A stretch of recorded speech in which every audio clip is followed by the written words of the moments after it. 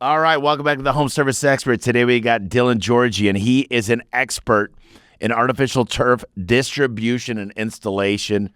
I guess you're the CEO now. That's right. In Boise. Dillon is a trailblazer in the artificial turf industry, building multiple category-leading companies, including turf distributors, artificial grass liquidators, Built Right, and artificial grass recyclers. Starting from a humble beginning, he helped scale TD into a national powerhouse by focusing on innovation, culture, and customer-centric solutions. Dillon is known for spotting market gaps early, developing vertically integrated businesses, and pushing the turf industry forward through sustainably and operational excellence. Today, he continues to lead new ventures and expand the future of the turf life.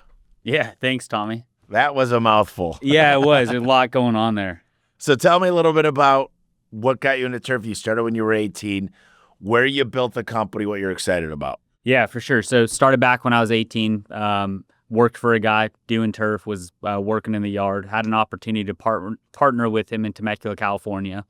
And so the whole model back then was we go to the manufacturers and buy scraps of artificial grass for pennies on the dollar and sell it on Craigslist. So did that with my partner for about 3 years and then had the opportunity to buy them out. And from there, scaled through like multi-retail channel, opening up our own retail stores, selling to homeowners, and then learned in the supply business, the contractor game is really where it's at. So then leveled up, made some nice showrooms, sold to contractors, and then 2018, really moved out of retail, sold those retail stores, and got fully into distribution. And so now we supply artificial grass companies really across America. So you do B2B? Yeah, currently do B2B. That's one of the main businesses I have. And is there like tax credits involved with moving artificial grass? There is. And like Vegas currently has like a massive one right now. So what are you excited about? You jumped back into the CEO seat. What was that like? Yes, it's different, right? I think us as people and entrepreneurs, like a lot of our excitement comes from like running a business, right? The highs and the lows, having your back against the wall, it's always exciting. And like I promised myself when I turned 30 and hit 9 figures by the time I was 30, and I have 2 little daughters, and I said, hey, I'm going to kind of take the back seat and I want to spend time with them. Like, life's not all about money. It's not all about building a big business. I really designed my life to be where it is today, grind, build a good sized company. When my kids, at a certain age, I just want to kind of set back and hang out with the family. So as exciting as that sounds for everybody listening, it wasn't that exciting. I love my family, right? But I feel like I lost myself in it a little bit. Like I wasn't excited, didn't have the energy, and I lost my CEO in the deal. So I was out for like 8 months, and there's a little bit of transition. But good for him. The guy was with me for 10 years. He got to move through our business, got recruited by a master manufacturer. So it was really good for him and his family. Like, I love the guy, and jumped back in, and this time's a little bit different. I got to kind of sit back on the side and watch it happen. And then when you jump back in and take control, you could change some things. So we've made massive movement. I've been able to not only grow revenue, but I shaved my overhead about 40% in a 12-month period. Where did the overhead come from? Labor or from materials? It's all in labor, just on the P&L, like looking through every single piece of the expense line. So when you think about chopping labor, what did that exercise look like? I'm curious because I think a lot of people have way too much bulk. Yeah, for sure. So it's efficiencies, like when your back's against the wall, right? You're not turning the profit you need to have. And a lot of people look at business and say, especially in smaller business, like, hey, I'm profitable. And I don't look at it that way. You have to have a healthy net margin in case you ever want to exit, if you want to get investors, if you need to get a bank loan, whatever. So I set the standard of our company of having a healthy net margin. Anything under that's like losing money, right? And so we went line by line on really like what we should have and what we shouldn't have, and have those hard conversations, and give the leaders of the business a budget to work within. And then it was just, we have P&L calls with each group the first Monday of every single month, and just cut out everything we can. And so you're extra lean right now. Extra lean, but we're running better than ever. Sometimes like I had 350 people at one point, and just the minutia and the time that everybody's spending of just I guess, internal political agility, right? Yeah. A lot of wasted time goes down there. So yeah, we're running lean, but we're highly efficient. You know, I've always said 1A equals 3B. If you pay, let's say you paid an A player $50 an hour. Okay. And you have 3 B players that you're paying 30. That A player will run circles around the 3B. You're paying him 50 or her 50, and you're paying the other 3 90. Mm-hmm. And you're actually saving money because you got efficiency. Plus, A players love other A players. That's right. Changes the whole workflow. That's right. And so, like, speaking to that a little bit on like how we run, because a lot of our stuff is like we don't have much labor. It's just what's in the distribution, not really in the installation business. I have a company that does that, but they sub all their labor, right? Okay. And so one of the biggest things that helped us get to the reduced overhead and maximum profit was bonusing like all of our key leaders that can make decisions. They all have their own P&L, and the qualifier to get their bonus is EBITDA. So that net profit has to be where at that healthy state that we want to be at. And then that qualifies them into their metrics that they must hit to go ahead and get their bonus. Have you ever thought about doing anything with, and this doesn't work unless you plan on selling within 5 or 7 years, but form of equity incentive program or phantom equity, or there's a lot of different terms for there's profit units. Like bringing somebody in or doing it with our Just employees? doing it with the internal people. Yeah, absolutely. So all my key people have an equity stake. So I've done phantom stocks in the past. I don't have anybody with phantom stocks today. The problem with that is when you do phantom stocks, unless you put something in there of like, hey, unless you're with the company, that's the only way this works, right? Which it's not that incentivizing. The last thing I would want to happen when I looked at the phantom stock option was give somebody phantom stocks and they exit, or you term them, or something goes wrong and you go into court or whatever happens, right? Then they don't work for your company anymore, but they have stock of your company. The goal of an entrepreneur and owner, the reason you give out stock is you want to take some responsibility off you, and you want your team to go ahead and carry that and drive it forward, so you're not tied to the company as much. Right. So, well, that's one of the things. Yeah. And you want them to think like you and perform like you, right? And you don't want them to quit. If they get a Correct. better offer, they're going to go, if I quit, I lose all this equity. That's right. And then the other thing is, yeah, you said you act like an owner. And the reason why phantom equity or EIP works is it's very hard when there's a bunch of people at the table with real equity. They all get voting rights, and they all got to pay a shit ton of taxes That's right. every year. And now you're going, sorry, this is supposed to be a good thing, but we made a lot of money, and you got to pay taxes. That's right. And so and this is the deal with stock options. If you're a public traded company, they never give them stock. They say the stock's worth $10 today. It's an option. You could buy it 25% a year for the next 4 years. So it goes up to 100. You could buy 25% of that option. Yeah. She'll make the $90, and they can get a loan for that. So, and they're not leaving because the stock's continuing to go up. So it's the same thing that home service, a lot of companies should be doing. We went from 12 million to 29 million in 18 months of EBITDA by doing an EIP program. Wow, that's amazing. So, They start sprinting. Yeah, so I have everything on an earn-out now. Okay. Right? So if the company sells, or if the majority of the majority of shares, the company of 50.1%. yeah, then they could cash out if they want to cash out. But I have it listed as if we sell or the majority interest changes. That's exactly that's the only way to run them. So I tell people, if you don't have a plan to sell, that means nothing to anybody. Right. Like, we don't really have a plan. We're just going to keep running it. And then I'm like, it's kind of selfish not to want to sell. Yeah. If you've got that structure, because now you're taking all these draws. Mm-hmm. Oh, look he just got a new Beamer. Right. Oh, he must have took a draw. And that draw, so we don't take draws. Okay. I don't take any money out. In fact, I'm trying to move my salary to $5 minimum wage Yeah. a year. Interesting. I don't even want to take a salary. There's no point. I pay 45% taxes. Yeah. And the CEO, a lot of times when you're the founder, what's the point of taking, like, I've got enough money. And all of a sudden, let's just say I'm paying myself $300,000. Yeah. Let's say the multiple is 15x. I own half the company today. So let's just do some simple math. 15x times $300,000 is 4.5 million. Mm-hmm. Half of that comes to me. Okay. So it would be smart to get rid of my salary. Right. I'd have to have a no salary going to the next deal too. Yeah. Makes Just sense. things I love this math equation, because it's like every dollar I save, I make 15, or I could use a 12 multiple or an 18 or whatever you want. Yeah. What are the multiples like in your industry? Yeah. So in distribution, currently it's about a 7. 7. Yeah. And I don't know if you want to telegraph this across the world, but do you have a plan? Is there like an exit strategy you're building? Yeah, I'm prepping the company to always be, if I want to sell, like the financials are always good to sell. Because in the beginning, it was for a very long time, I didn't make money or I lost money to grow like revenue. I didn't really know better, you know. Right. I didn't know financials. Just put it as all well back as I in. did. Let's grow revenue, grow revenue, grow revenue. Yeah, but then you start having responsibilities and like kids and all that kind of stuff, and you look at things differently and like, hey, I have to have like security. Like this has to work, right? And so yeah, there will be a day when there's most likely be a day when we sell the company. Have you done any deals where you sold any companies? No, just like the retail storefronts. Those were like simple. Hey, Yeah. pay us $100,000 and buy a product from us for 5 years. You know. Oh, that's great. Yeah, It still So- works out. yeah. So we do like different strategic deals like that all the time.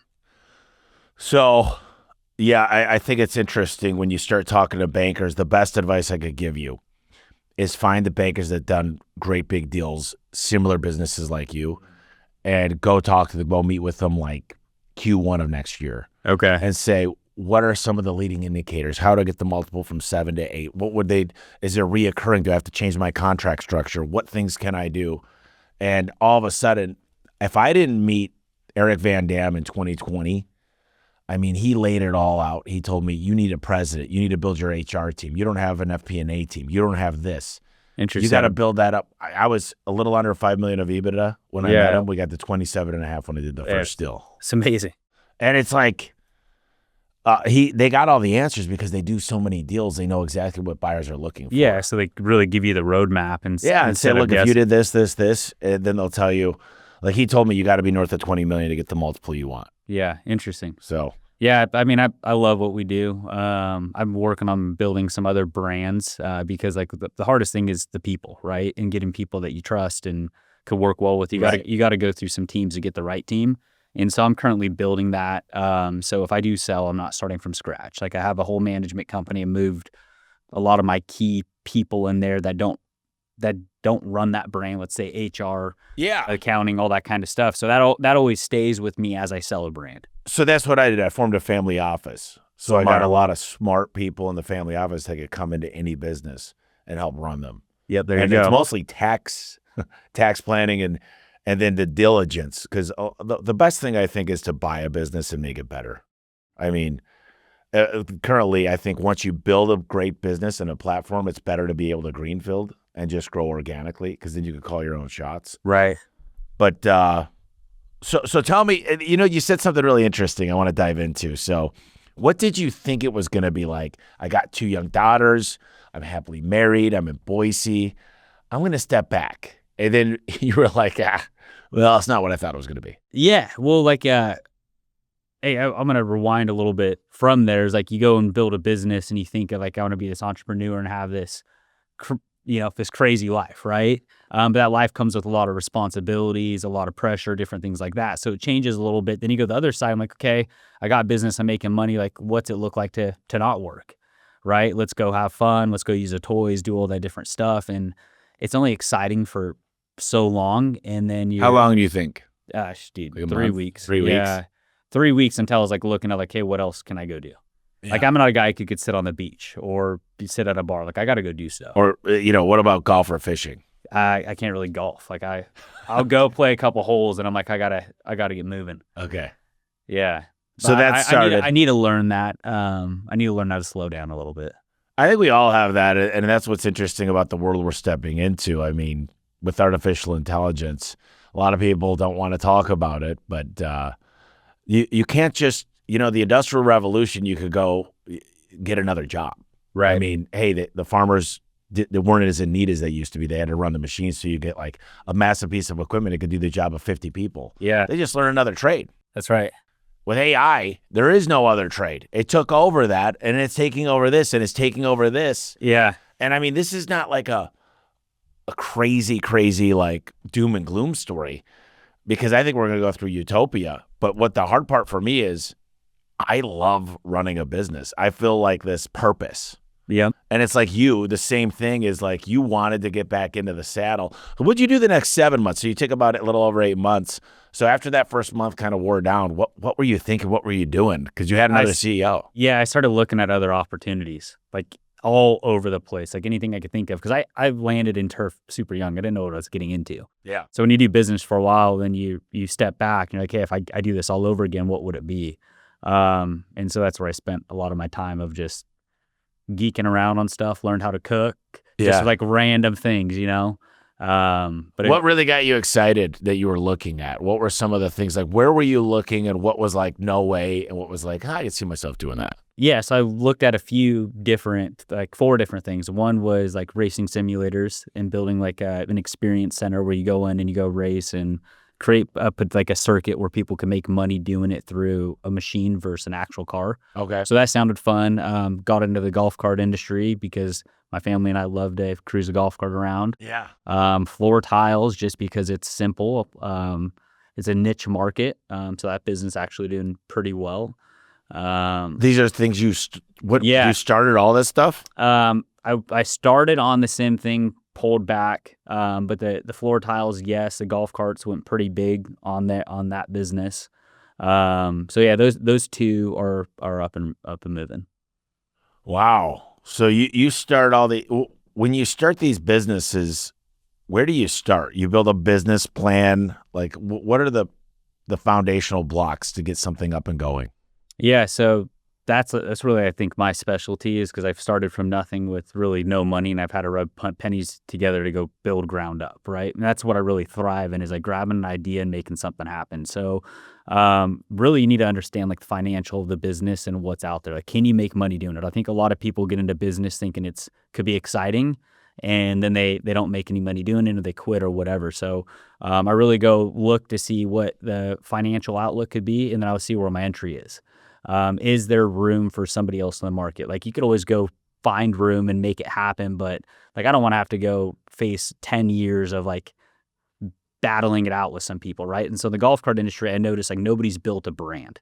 Yeah. It was just like, hey, here's a golf cart, right? Nobody's built like a lifestyle. So I thought that would be a good entry. Nobody's done e-commerce of golf carts. They're only 15 to 20 grand. But if you could build a brand, well, people could order online. So nobody's done that. It's all, you have this heavy margin of manufacturer, distributor, dealer, and consumer. Right. And so my model is, okay, it looks like there's good margin for what I could get these carts at and sell it. I'm going to cut out everything in between and go all the way direct. And so, yeah, just going through the numbers and then where you could add value to an industry that somebody else is not capturing it. So do you start from the beginning of buying like the wholesale tires and all the parts and assemble it? Or do you, like, what's the best way to think about it? Because that's a lot. They're completely different things. Mm-hmm. Like, you're putting it together, like you could go find the plastic and buy the molds too. Like, how far do you take it? Yeah, I don't go that deep. So there's manufacturers that do that will, they'll build you really anything that you want, and they build the product, you slap your brand on it. Yep. So I start from there, so I don't have the liability and the risk of setting up a manufacturing plant. Right. And like my whole MO, because I got my butt kicked like a lot in business, is like revenue before expense. No matter what startup, I don't care how much money I have, I don't care how well the business is doing, we could build a great plan for next year. And if there's expense in there and that revenue's not proven, it's not happening. I love that. It's a way to try it, make sure your thoughts and your beliefs are aligned with what's really going to happen. It's a testing period. That's right. And I do the work myself. Like, although I have a lot of people that work for my other companies, like when I start something new, like I'm doing every piece of it to understand the business in and out, and then I hire people and hand things off. What do you like the most about doing business? Are you a marketing guy? Do you love digging into the numbers? Do you love the operational side? I like all of it. I like the challenge of it. I like having to figure something out that really seems impossible and getting people together and just saying like, hey, here's a problem, here's an opportunity. How do we go make it happen? So with TD, it's become one of the largest players in the industry. What were the inflection points that allowed this company to scale so quickly? Yeah, so the big piece was the retail to distribution. So that was a massive milestone for me, and I'll explain. When I was in retail, I went through a period of time where I wasn't making any money. And I didn't have cash in the bank either. So like you're going month to month type of deal, right? And I did it for a year. And most of my retail outlets were in Southern California. And so when you're at a spot, if you're not making money and you're having a very hard time, you have to figure out different ways to do things. So I grabbed my whole team. I had like 10 leaders at the time, and I said, hey, like, this isn't working. And I'm going to propose something to you. If we're going to do it, we have to do it quick, and it's going to risk everything, but it's not working anyways. Yeah. And so what I proposed, instead of having these retail locations with operations on the back of them, I said, let's consolidate the operations into one centralized distribution hub, sublease all the warehouse space, consolidate our resources so we could pay, the right people to get the job done versus a general manager that's hardly making any money that we're asking them to run operations and sales. And so we made that move, did it within 30 days. The industry's used to like going into a store, paying for turf and picking it up. And, 30 days later, they can't do that. Right. And so the contractors, then we're pitching the value of, you don't need to go sit in a will call line, go take your kids to school, go, check on jobs. We'll deliver the turf for free because we had all the savings from doing it. And that changed the profit of my business immediately. So I did that for like 3 months, and I'm like, hey, there's something bigger. If this worked for us, why can't it work for other people? So I started going to my competitors that did other things, not just turf. And I'm like, how do you like turf? And they're like, I don't like it. And I'm like, what do you mean? And they just said, well, I have all, there's a lot of costs involved. I have all these scraps. Like at the end of the day, I'm not really making money. And I said, okay, what if you could get rid of your whole operation and cash yourself out? Because a lot of the money in distribution is in product and equipment. Cash out of it. Let's put my samples in your showroom. I'll deliver directly to your customer with a white label truck. And well, how much is it going to cost? I'm like, same price you're paying now. Like, no way. And I'm like, let's try it. They try it, and then it just started taking off. And I'm like, okay, now I have a conflict of interest of all these retail stores because I want to get in distribution. And so that's when I did the deal of, hey, I put it up on social media, said I have 5 stores, $100,000 a piece. Like, this has built my livelihood. I had 150 people apply to buy those stores. So then I got to select who I wanted, who was going to really buy the most product over 5 years, who has the best business acumen. And ever since then, it's been insane. Wow. It's a good turnaround. I mean, I've always thought about vertically integrating. The hard part is, and I know exactly what I need to do, is I don't know anything about manufacturing. It's a totally different business. And there's all kinds of accounts receivable, and just you're dealing with a different type of person. Great people, and it's like you got to be good at logistics. There's so many different things, and you're going against some massive. You'd have to buy a really good company that knew. Like, I walk in some distribution centers, and I'm like, there's so much waste. Yeah, there's so much waste going on. You could just see it. It's like the people aren't even really work, and then you got. OSHA and all kinds of other things. Oh, it's a lot. If I had to choose again, I wouldn't get into distribution. I have a company that's in home services called Built Right. I'm partners with my brother on it. We've done it for 11 years. I love that business. Tell me about it. So, I think we're in like 9 or 10 different states. But if you want artificial grass installed, that's what that company does.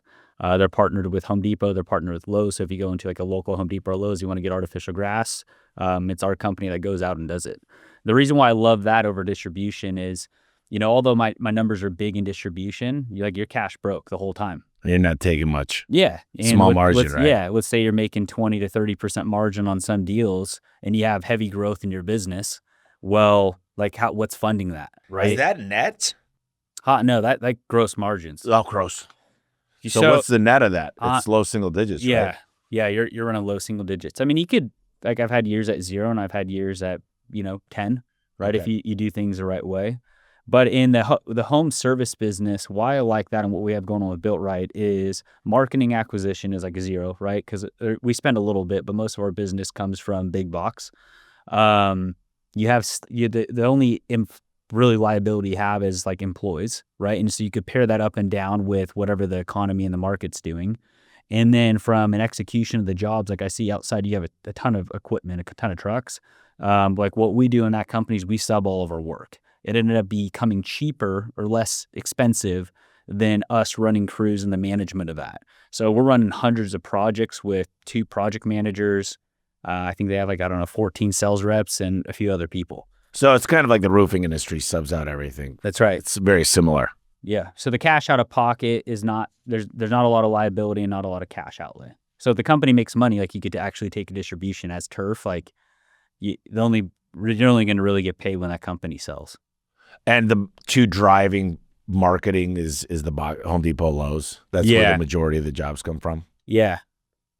Yeah. So what's stopping, I guess, some of the people you're hiring from going straight to the source and trying to earn that account? From like, For Home Depot. So let's say you hire this person doing the fulfillment for you. Have they ever like gone to Home Depot and said, I could do a better job? I'm doing all the work anyway. yeah, they could try. Like Home Depot and Lowe's has very strict expectations of the requirements and the metrics. So we continue, like I feel like every few months get awarded more and more locations just by the service. But yeah, if they could feel free on How many people are running the back end of that in your team to make sure everything's dialed? Yeah, so the salespeople that are running the appointments are also the ones that are going into the store and do the PKs and the check-ins and making sure like stores are happy. Yeah. Going from like running the projects and the operations, I mean, there's 3 people. When you think about it, I think, again, 9 or 10 states, hundreds of jobs. And you heard you say something earlier about like systems, right? It's all about technology and systems these days and leveraging AI. Like you get a lot done. Oh, yeah. 100%. You don't need all the people. And People the get in problem way. is like, I know it's a sour thing for a lot of people, right? Of like, but the competition's doing it. So you're either going to have to join it and lead it, or you're going to get your ass kicked, because as companies find ways to get more efficient, they're going to be able to work at a less margin than you can. You're going to be holding the bag. I believe, and I've been doing a lot of thought on this, like, look, I think prices will come down.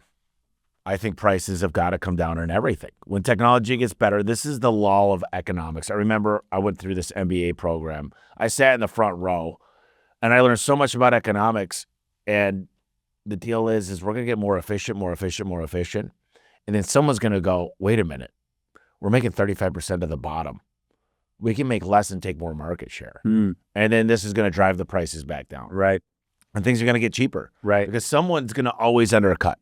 That's For just sure. the law of capitalism. Someone's going to come in and say, I could grab market share. I could go to that contractor. I could go to that builder. I could go to this designer. I could get all this work if I could just go a little cheaper. That's not the right way to do it. You want to go off quality and timing and be fast. But that's how the newcomers, though, that's how people come into a market, is they don't have the brand, they don't have the review, so they'll come in at a low price. They'll take market share. Yeah. And then they get to a point where they can't service the customer because they don't have the margin to pay for people and the right things. And so then they'll raise their price. I made a comment the other day on social media. There was a truck in front of me. It had a bumper falling off. It was just white. It was an old truck. And that's how I started, by the way. I'm not upset about it. We all start somewhere, so I'm allowed to talk about it. But I'm like, what does this guy even do? Yeah. And somebody made a comment of like, we buy from the company all the time. And now B2B is different. I don't care. If you got cheaper labor and it's B2B, they do great work. Right. That's one thing if you're having to go to a site and work all day.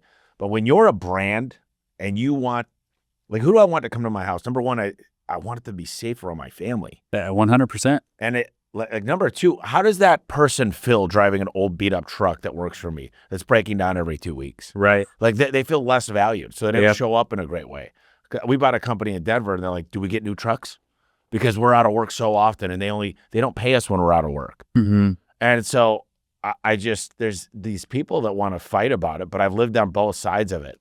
And I just don't agree with having cheap, broke down stuff. It just, when we got new trucks that got the right wraps, the clients expected to pay more. Yeah, well, they're also paying, like you brought up the brand. It's like, what comes behind the brand? Like, you guys have been around for a very long time. You're going to take care of problems when it happens. Like, your business is going to be there tomorrow. Right. And some of those smaller people who don't have a brand, like a lot homeowners don't know what they're risking.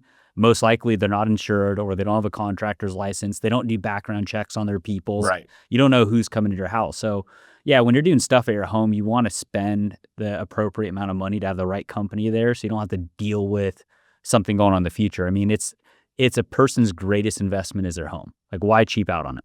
I would say on my first house, I thought I was like the king of getting deals, and then it came back to bite me in every which way.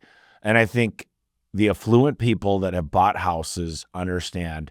And by the way, like, I just was looking at golf simulators. Yeah. I didn't give a shit about the price. Right. I just wanted the best one. Like, if I'm going to invest in something like that, I want it to work well. I want it to load right. I want to have fun. I don't want to have problems. That's right. And it's like, if it costs $10,000 more, but it brings me so much more satisfaction, Like I think about a lot of things like that. We went and looked at furniture, and I'm talking the most expensive furniture in the world, and I'm like, but I'm going to replace these couches every 5 years, and they're not as comfy. Yeah. So that's something where I'm like, I It's don't know different. if that's worth the investment.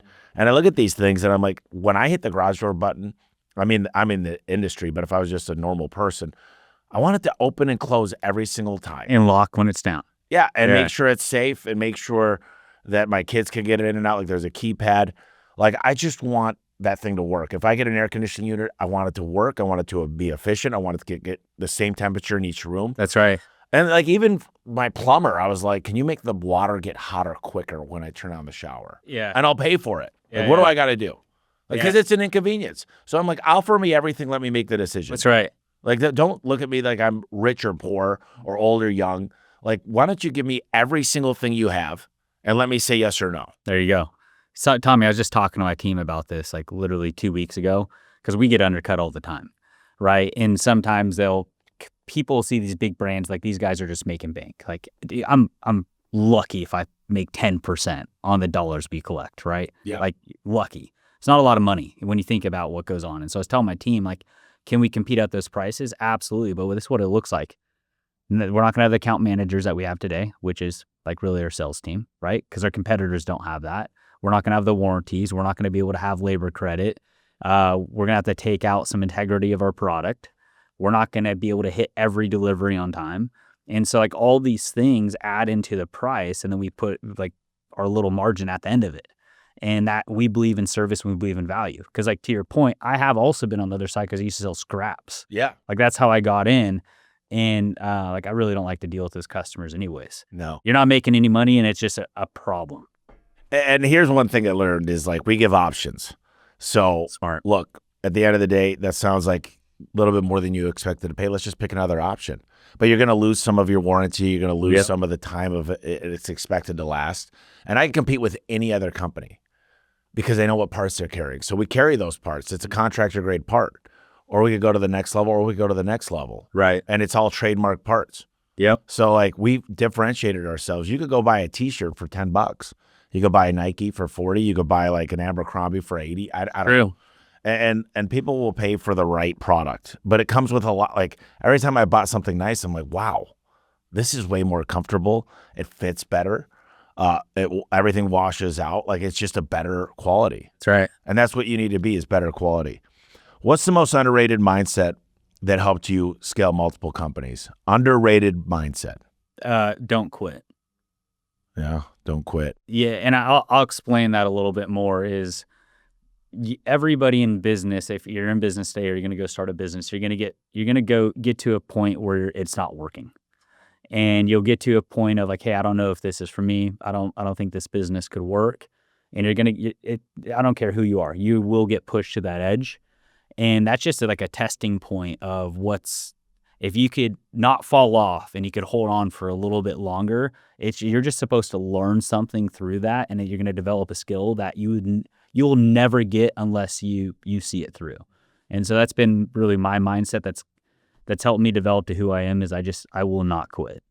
I think there's a lot of people when they get between a rock and a hard spot, and I'm talking the world's coming down. Mm-hmm. I think that the easiest thing to do is say it's not working. Let's just find something else. Absolutely. Like, hey, I learned a lot. I got to take my losses and just move on. Versus I'm going to make massive change. I'm going to figure this out. I'm going to go through this. The world's throwing me lemons. Let's make lemonade. That's right. And I'll tell you what, it's the hardest thing in the world. It's like you're 3 feet from gold. You're right there. And the hardest times are like when the biggest change happens and all of a sudden you're like reborn. 100%. And well, here's the thing. What says, so you're going to go, let's say you quit. What's telling you the next thing's going to be easier? It's a personality trait that needs to be fixed. Yeah. There's always a way. If you look around in your industry, there's other competitors that figured it out. It's just what you're doing is currently not working. You just have to find a change as you talked about. Like, where's the opportunity? What can I change? There's always a way through. You know, what's interesting is our buying power. Like one of the things I do is I'll sit down with a vendor like you. Right. And I'll say, listen, how do you win? What is your goals next year? What product mix do you need us to sell? Mm-hmm. Like, show me is it EBITDA goals? Is there bonus structures? Is it product mix? Like, what's the best thing that you can win at? Smart. And if I help you win, how do we win in return? But first, I got to help you. Smart. And then I'm going through now this next month and saying, all right, if I help you win even more, what's the next tier you can unlock a little bit of savings or unlock some co-op dollars for us to market more? Or there's a lot of ways. I just called all my vendors and I still got more to go. As if I prepay next year, can you get me 5%? If these are tried and true vendors that I know I'm staying with, we've got the cash. That's an extra 5%. That's going straight to the bottom line. Absolutely. I used to beat up my vendors, and I do the exact same thing you're talking about. Is I'm like, hey, we're a team, we're a partner, we're in this together. Let's sit down and talk strategy. Like, we get into depth. Like, they know my financials, I know their financials, I know they need to make money, and then it's all about machinery and efficiency. So like, we've changed our ordering to massive chunks, like bi-yearly now, because they can now buy raw materials in bulk. And by doing that hits, they save money, we save money. So, partnering with your vendors and getting strategic like that, like, genius move.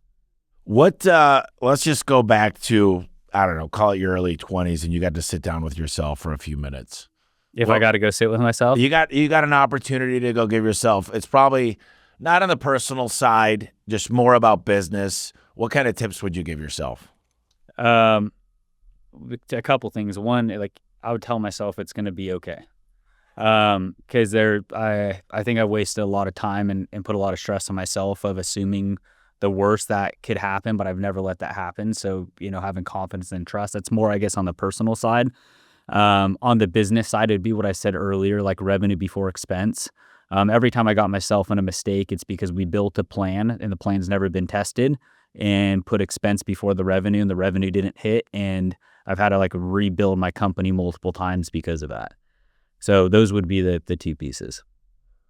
What do you think some of the larger mistakes? I mean, you've seen probably a lot of businesses come and go. And I think a lot of times, if you read Michael Gerber, E-Myth, we start out as a technician. So we know how to do the trade. We know how to do the work, but we don't really know how to balance an income. We don't know how to.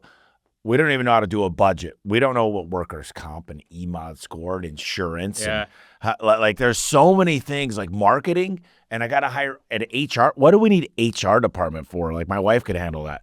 And all of a sudden, like, we get ourselves into this because we thought the work was easy, but we realize there's all these other factors. And so much. You need software. Right. And then you need another financial software. Then you got to have a CPA. Then you got to have a tax strategy. Then you got to have a good lawyer. Yep. And all these things, and you're like, and then you find out and you're like, man, we made a lot of money. And then the CPA calls you and you're like, wait, how much do I owe?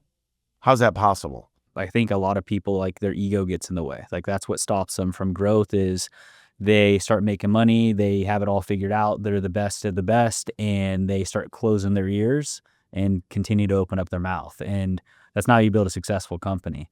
Like, I still act like I'm day one. I still act like I'm broke. I have zero A lot of ego. humility. Yeah, I want to get better. I tell my team that. I tell my family that. I ask my family. I ask my team. I ask my customers of, like, we want to get better. And you have the answer because you're able to see us work, right? You know what? This is the interesting question that I think most people think they're going to get when they ask their clients is they want a cheaper price. I think the reason that most businesses don't ask more questions from their clients is they think it's all about the money. Right. But realistically, it's not. Mm-hmm. Unless you're just offering on Craigslist and Facebook Marketplace and you're attracting that type of client. That's right. Because then that's all it's ever going to be. And there's always going to be a certain percentage of people that just buy on price. That's right. Don't market to those people. 100%. And so you got to find your audience. You got to find your avatar. And once you know your avatar, you got to exploit it and own that avatar. I got a buddy of mine that did $3.5 million of EBITDA in an HVAC company in 2 zip codes. It's great. But I mean, he was at every school play. They were at every high school football game. They were at every gymnastic. They donated. They were like, they owned it. Right. And I think sometimes we go like, we got to own this market, but we go wide instead of deep. And then we try to be everybody's perfect business. Yeah. No, you got to find, like, as you said, like, who's your fit. And I think that's a hard thing for a salesperson to understand too, because they want to close everything that's possible. And I had a similar conversation with my group like 6 weeks ago, and I said, like, we're not going to get every customer, and if we try to get every customer, we're going to piss off our other customers, and then we're going to have to start over. Like, this is who we are. This is the value we offer. A lot of people will believe it and buy it, but not everybody will. And that's totally okay. I mean, I see a lot of waste. If you look at your booking rate, if you're not at 90%, you're missing out. And then you've got your conversion rate. But you also got to look at cancellations. And if you really added it all up, you're losing, if you're at 90%, you're losing 10% of your clients. Then if you're at a cancellation rate of 10%, that means you're at 20% loss of clients. Then if your conversion rate, say 70%, then you lost another 30. So half the clients coming in that funnel are gone. Right. So I'm always looking at the funnel going, could we get a little bit better? Do we need to tweak marketing? Do we have a better rehash team that's calling these customers to figure out how to earn their business? And here's a little secret. What if instead of discounting and coming down on price, you added value? So on your turf, you could say, look, the one thing that nobody does that costs you, like we do this extra special layer of sand. Right. And what this sand's going to do is most people are using I don't know what it is. Right. But this is usually, we're going to add this $1,000 of value, but it costs you like $50. Smart. Absolutely. And that way you're like, instead of discounting $300, you're like, I'm bringing value. And it looks like it's 1,000 and it is 1,000 retail. Right. But it costs you very little. That's right. Yeah. So that way you could earn a lot more clients. Yeah, absolutely. I love it. Look, we've got a zero line you call up, and if I could add value and say, listen, you need a bottom rubber, it keeps all the nasty bugs out. In Arizona, we have scorpions, spiders, mice, all that stuff. It doesn't cost me a whole lot of money for that. Right. If we took care of that bottom rubber for you, let's just say it cost me $20. We sell it for about $7 a foot, so like 125, 200 bucks, whatever that is. All of a sudden, the client's going, well, I'm getting $150, $200 of value. And they're like, well, let's just go forward with that. If you're going to do that for me. It works most of the time. Oh, big time. Yeah. They're getting something for free. How would you explain yourself as a leader? I'm very direct, but charismatic. So when people work with me, they know my intention is all out of love. Like I love people and I want to see them do good. And I will tell them things that are true because I want to help them. And so like if somebody's new working with me, it's kind of a shock because not every leader's transparent. They like to make people feel good. And like if I have to have a review with somebody or whatever, I'll go into a conversation like, I love you and I'm going to tell you the truth because I want to see you like succeed in life, whether that's here or whether that's anywhere else. And like I don't hold a word back. That's very hard to do. It's hard to do. I've kind of stayed away from that other than like 5 people because in the early days, I saw my Indeed and my Glassdoor, and I watched people just start not liking me, and it started hurting the brand. So when I hired somebody, I'm like, can you be the bad cop? Yeah. Because I got to protect the brand. And quite frankly, I have a hard time being confrontational. You lie, cheat, or steal, my vendors, they get the wrath of Tommy, but nobody internally does. Yeah. But you're right. You should be able to have a hard conversation to help make people great. Yeah. And that's what the leaders that have done that with me, I respect the most. Yeah. Because people know if they're doing good or not. And they know if you're telling the truth or not telling the truth. Because if like sales leaders do this the best, like, oh, you're good. Like we're doing great. And it's like, bro, they're not doing good. Like they're not hitting their numbers. They're not feeling good about that. They're not making the commission they want. They're not having the life they want because all you're telling them is they're doing good. But if you start telling them like, here's what you do good. Here's why I like you. Here's why I want to have you on the team. But unless you change this and do this, you're going to be in the same spot. Do you want to change your life today? Yes or no? Okay, cool. So here's what we got to go get done. And so I've shifted it to like a place of love, and I brought it into, I understand what my people's goals are. Yeah. And I take that very serious. And my job as a leader is to be able to develop my leaders and my people to get there. And I'm failing at my job unless I do that. And if it's just all fluff and you can't get in that real conversation, I'm not going to be able to make headway, you know? So I say instead, I'm not calling you out, I'm calling you up. Yeah. Because you told me what your goals, your dreams are. And if I could get you there faster, would you agree that that's what you want? It's perfect. Or is this really what you want? You say you do it for your family. What do you do for you? Because sometimes I find people are broken. Their wife's taking all the money and they feel just trapped. And I'm like, what do you do for you? Why don't you get to the healthiest version and the person you want to become? Like, why don't you do anything for you? Yeah. I find that a lot of people like, I'm doing this all for my kids. I'm doing this all, happily in love. And I'm like, that's bullshit. I'm like, what about you? You've heard the oxygen mask comes down, help yourself first if you want to help out anybody else. Absolutely. And it's so true. And when I get into my orientations with everybody, I'm like, guys, we got to figure out what you need first. That's good, Dominic. I love this stuff. I want to share some stuff with you that I just heard this podcast and it was really good. And I want to hear what you think about these things. So in private equity, they take some of the best companies in the world, and these people had a 5x return on the investment. So if they invested $500 million, they got $2.5 billion back. And they only interviewed the CEOs of these companies and the PE companies. They said there's 5 components that make every company great, and only 5 is all they needed. Strategic clarity, what winning looks like. So like defining what winning looks like and the whole team knows. Scalable talent, meaning you have 8 players and you have people backing them up if somebody were to win the lottery and leave tomorrow. Okay. Relentless focus, 2 to 3 value creation models, not all over the place saying I'm going to do this, and no one knows. Discipline, execution, and energized culture. They said if you could get those 5 things right, you're going to be on a rocket ship. A lot of those are true. The only thing I would add is like systems. Like that, like it would say if I was going to buy a company tomorrow, systems are very important because a lot of companies, like their whole business is stuck in somebody's brain. And if you lose that person or, A and B, like you're in trouble. Yeah, that's tough. You need key man insurance if that's the case. But that's why I met Al Levy in 2017. He's like, dude, you are a great firefighter. You know everything. Where's your manuals? Where's your standing operating procedures? Where's your checklists? Like, how do you make sure it's being done the same way every time? What are your checks and balances? And when I learned about that, I was like, oh my gosh, you can get the same output every time. And if you train correctly, things become very easy. And I almost got sick of the fires going away. I was like, this is getting too easy. Yeah. So then I just grow fast. And then all of a sudden, a new set of challenges, I had to systematize it. Bam, it got easy again. And then I see a growth spurt. And that's kind of how at least A1 Garage Door Service grew, is when it got easy, it was growth time. When it gets hard, we slow down. And we got to kind of reinvent ourselves. Yeah, absolutely. And that's how it is. You go up and go down and then go up and go down.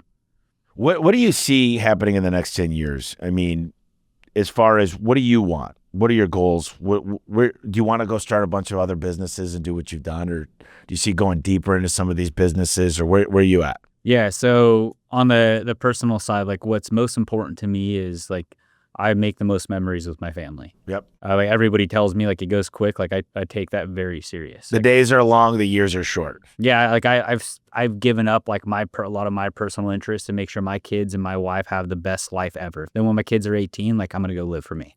Yep. Right. And so like I want that.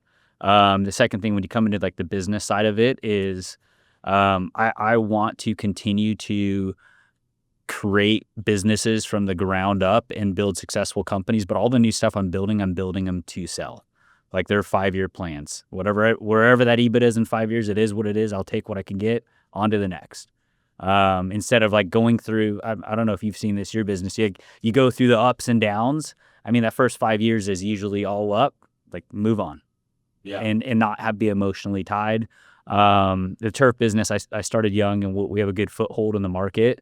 And that feels good. And so I want to continue to just conquer that business. And, we'll see. I don't know like if selling's it, that if time's right. But I do want to most likely acquire like other companies and grow. Like I just want to have the story for really America and like all the young people listening today of like before I got into turf, I was washing dishes at 18 years old. I had no education. I'm nothing special. I've just had good people like around me that I lean on to learn from, And so I want to be able to show like the American culture that like the American dream is true. You could go in with the right mindset, the right hustle, be broke doing it, and grow from the bottom to the top. Like I really want to accomplish that goal. My goal has always been to get my net worth to $1 billion.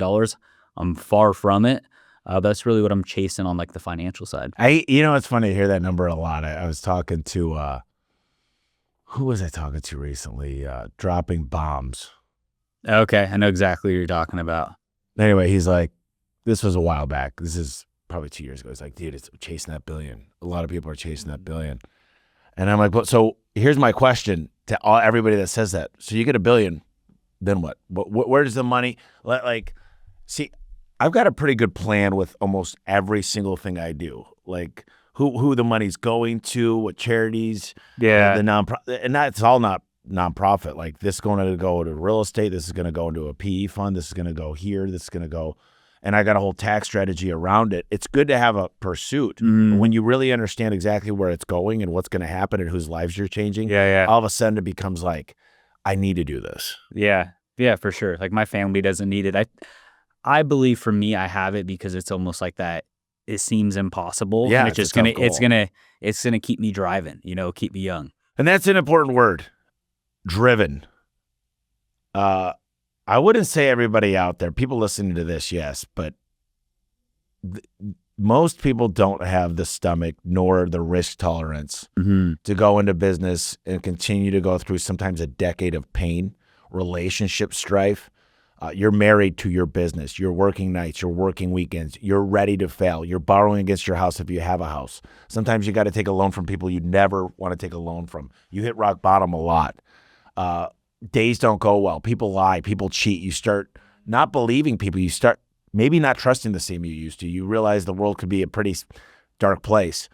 And I would say there's probably 5 to 10% of human beings that can handle that kind of torture. It's torture, like spot on. And then when it comes, the success starts happening. The other 90% go, well, why do you get all like why can't you share? Yeah. And the fact is, I do believe in sharing, just not through bureaucracy. Like the government's getting rich, and everybody there. I'm like, I'd rather give it to somewhere that goes straight to the source. Yeah, well, and people like, because I guess at all the time, like, what are you gonna like give it to your kids? And I don't think so. Like, I want to help them get going, but as much as if I love my kids, like they need to learn life without me. Like I'm not always gonna be there, I think, and I've thought a lot about this. I don't have kids yet, but I want to get them started.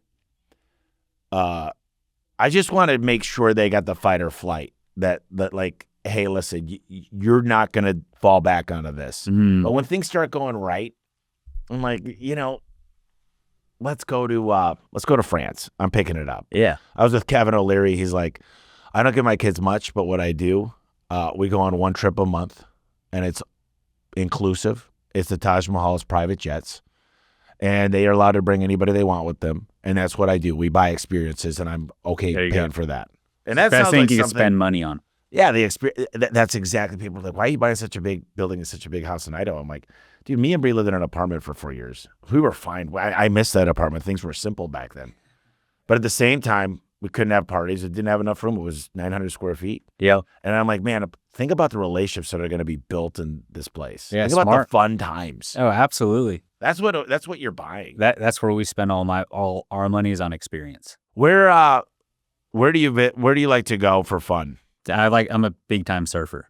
So really? So you go to the California? I go to California, Hawaii. Went to Fiji not too long ago. Fiji's the best, I heard. Oh, it's amazing. Yeah. But yeah, that's where I like to go for fun. I do Glamis a lot out here in California. So you probably know some of my buddies. Yeah, there's a lot of guys that go out there. So especially from here in Arizona.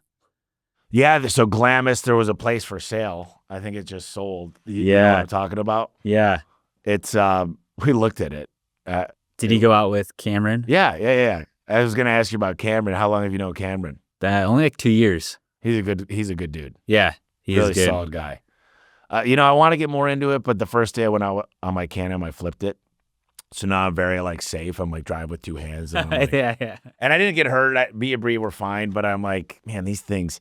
And I just bought 4 snowmobiles for Idaho. Oh, nice. And I'm like, they're like, what do you want? And I'm like, I want them to be safe and slow. Right. Because I don't need them to go 120 miles an hour. No, get used to it. It's something new. Dude.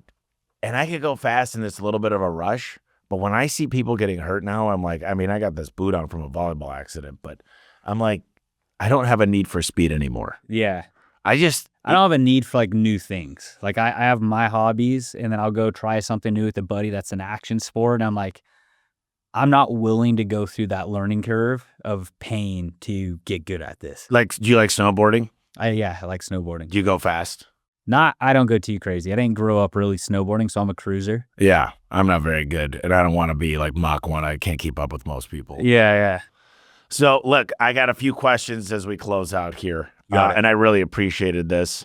I've not had a lot of people in the manufacturing space, but I think it is smaller margins. I'll tell you this though, COVID with manufacturing, they started printing money, and a lot of them were PE backed as far as garage door HVAC, and they had started hitting these crazy margins to the bottom, like double digits, well into double digits, and now they don't want to go back.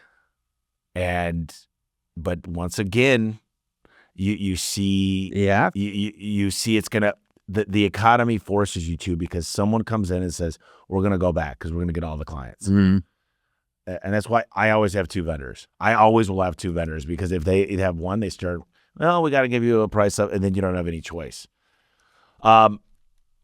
What's the favorite books that changed your life?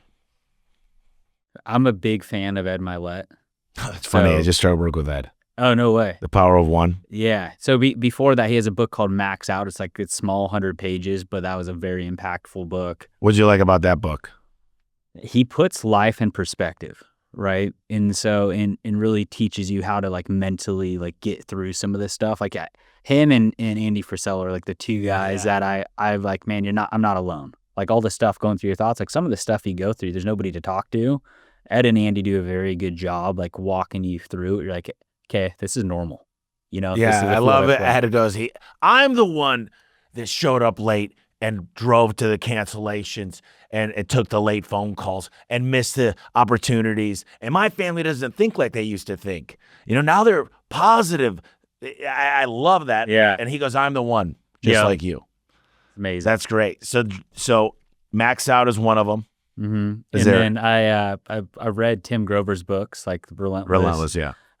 Really good. And that's like, when you think about like no quit and those types of things, it's just like, it's all within you. Yep. And just having to really face those battles and get through it.